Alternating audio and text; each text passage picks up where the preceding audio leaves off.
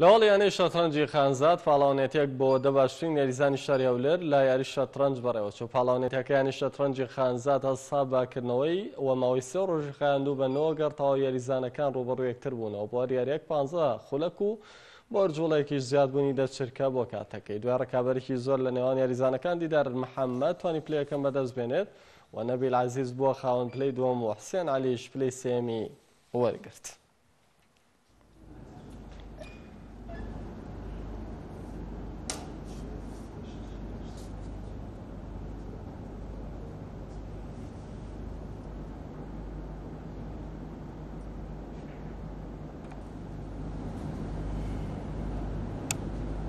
خۆی لە خۆی داکردنەوەی هەموو پاڵەوانتێک سود بە یاریزان دەگەێنێتن. ئێستا پاڵەوانتێک کە پاڵەوانتێکی داخراوی ڕاپیتی نێودەوڵەتی خانزادە جێگای دەستخۆشیە. یاریزانەکان کە داخراوە تعدید دەکرێت کە چەند یاریزان دەتوانانی بەشداری بکاتن.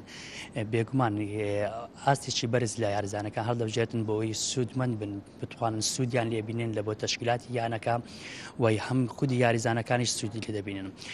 سەبارەت بە وەزعی کە ئێستا بەڕاستی جیهانتی داکەوتووە کە ئەم ڤایرۆسەیە ماوەی چەند مانگێک کە گشت یاریزانەکان لە پاڵەوانتەکان دوورکەوتنەوە تا کەمێک لە ئۆنلاینەکان یاریان کردووە.